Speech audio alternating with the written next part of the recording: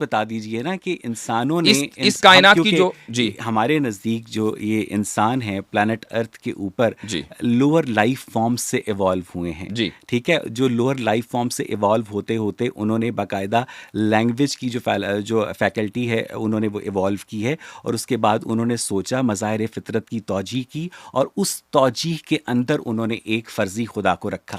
तो ये हमारी ये भी तो अंडरस्टैंडिंग, मफरूजा ही हुआ ना। ये नहीं सर, ये मफरूजा इसलिए हुआ कि पहले पास आपने एक चीज हमारे गढ़ी हमारे कि जी पास एवोल्यूशन नहीं, हुआ। हमारे पास घड़ी नहीं है सर। आपकी दांतों के जी अंदर जो कैल्शियम है ना, नहीं, आप सर मेरी बात सुन जी लेने देना, मैं जी आपको नहीं टोकूंगा, ठीक है, और आप मुझे मुझे 30-40 सेकंड का मार्जिन श्योर, दीजिएगा, चाहे आपके जहन में कोई बात, ठीक I will also give that. ठीक आपके दांतों में जो कैल्शियम है ना वाजदी साहब, आपके खून में जो आयरन है, आपकी हड्डियों में जो फास्फोरस है, वो इस प्लैनेट अर्थ के ऊपर पाए ही नहीं जाते। ये एलिमेंट्स, ठीक ये एलिमेंट्स स्टार्स सुपरनोवा होने से वजूद में आते हैं, और उसके बाद जब इन एलिमेंट्स की बम्बार्टमेंट हुई है अर्थ पर, तो यहाँ पर वो लिविंग कंडीशंस जो हैं वो इवॉल्व हुई हैं, जिसके नतीजे में लाइफ इवॉल्व हुई है। ये एक साइंटिफिक बैकग्राउंड से हमारा पर्सपेक्टिव है, और इसीलिए हम समझते हैं कि जो खुदा का तसव्वुर है वो हमेशा से इंसानों का नहीं है।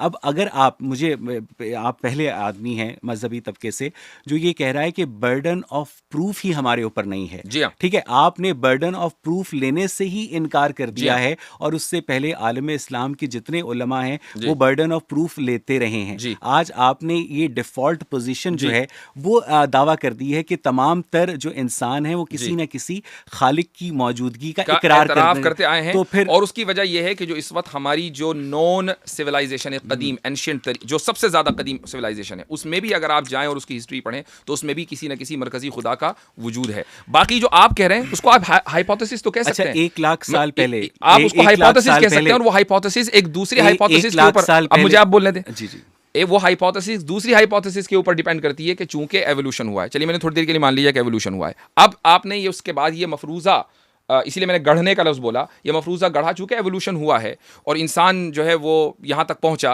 तो उसने शुरू में खुदा के वजूद का इदराक कर लिया होगा, ये मुमकिन नहीं है, यकीनन किसी ने उसको बताया होगा, लिहाजा जो इस्टेब्लिश और बाई डिफ़ॉल्ट इंसान की जो पोजीशन है वो एथीज़म है। ये मफरूज़ा नहीं तो और क्या है। जबकि अगर हम एंथ्रोपोलॉजी पढ़ें, होल्ड ऑन, जबकि हम एंथ्रोपोलॉजी पढ़ें, या इसी तरीके से जो इस वक्त सिविलाइजेशन है, एंशिएंट सिविलाइजेशन है, आप ग्रीक सिविलाइजेशन में चले जाएँ, आप इजिप्शियन सिविलाइजेशन में चले जाएँ, आप इंडियन सिविलाइजेशन में चले जाएँ, या उससे पहले जो टर्की में इस वक्त सबसे कदीम सिविलाइजेशन के आसार मिले, हर जगह इन तमाम जगहों पर एक मरकजी खुदा का तसव्वुर पाया जाता है। अच्छा, मुझे ये बताएं कि बाय डिफ़ॉल्ट पोजीशन इल्हाद कैसे हो सकता है, जबकि इल्हाद खुदा का इनकार है, जब खुदा का दावा ही बाद में किया गया है इंसान की तहजीब के इर्तिका के दौरान, तो जो डिफ़ॉल्ट पोजीशन एथीज़म कैसे हो सकती है? हम तो न्यूट्रल पोजीशन, यही तो मैं कह रहा हूं, हम तो न्यूट्रल, आपने तो मेरी बात की तस्दीक कर दी। हम तो न्यूट्रल पोजीशन पर थे कि जनाब हम नहीं जानते। अब आप मुझे, आपने मेरी बात की तस्दीक कर दी कि डिफ़ॉल्ट पोजीशन नहीं है। मैंने आपकी बात की तस्दीक कर दी, मुझे सिर्फ इतना बता दें जी, 1 लाख साल पहले प्लैनेट अर्थ के ऊपर इंसान रहते थे?